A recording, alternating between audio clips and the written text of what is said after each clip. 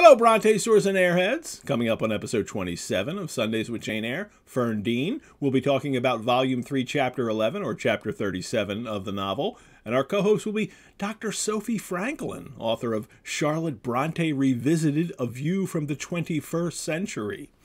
Okay, as quickly as we can, our story so far, young Jane has survived an abusive childhood at the hands of the Reed family and the Lowood School, where she was sent for being too rebellious.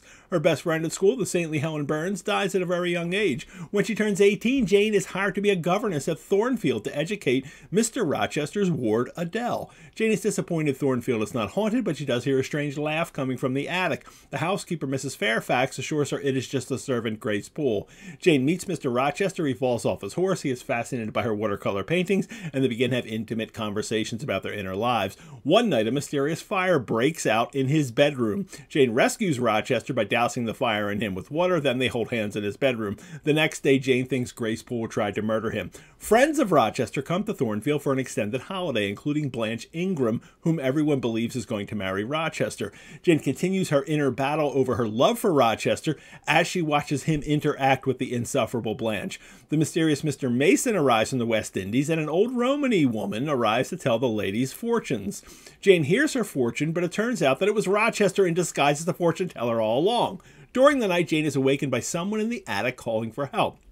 Rochester brings Jane to the attic, and there she finds Mason wounded and bloody. Jane assumes that Grace Poole has tried to murder him. Jane is summoned back to her childhood home, Gateshead, by her dying Aunt Reed, and learns that her aunt had withheld from Jane a letter from an uncle wishing to make Jane the heir to his fortune. But Mrs. Reed told him that Jane was dead. Jane returns to Thornfield, and she and Rochester finally reveal their love for each other in the orchard at night.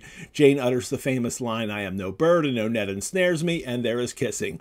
Rochester proposes to Jane, or Jane proposes to Rochester. In any case, they agree to marry. A couple nights before the wedding, Jane has a nightmare and wakes to find a strange and scary woman in her bedroom who tears her wedding veil in half.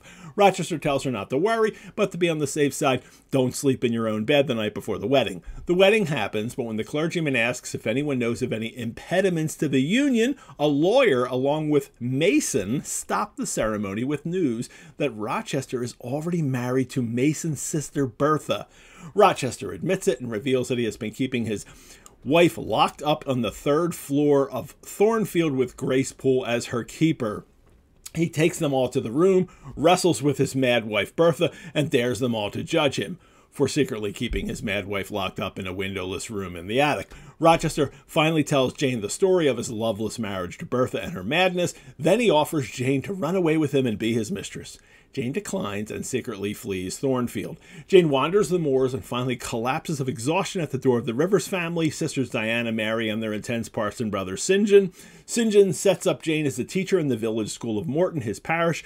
Jane meets St. John's secret crush, a rich girl, Rosamond Oliver, and draws a portrait of her. St. John discovers Jane's identity and that she is his cousin. Everyone gets rich from their dead uncle's fortune. Jane now has a family. St. John asks Jane to be his helpmeet fellow laborer and missionary's wife in that order, and come with him to India. Jane is willing, but not as his wife, and scorns St. John's idea of love, which is no idea of love at all. Just when Jane is about to succumb to him, she hears a voice somewhere calling to her, and she rushes off the Thornfield only to find the estate a blackened ruin. Jane learns that Bertha escaped her room, set fire to the house, and when Rochester tried to save her on the roof, Bertha jumped to her death. Rochester was then injured in the fire, losing a hand and his sight. In Volume 3, Chapter 11, the penultimate chapter of the novel, Jane travels to Ferndean, where the blind and crippled Rochester has been living as a recluse. You don't want to miss the next exciting episode of Sundays with Jane Eyre from the Rosenbach.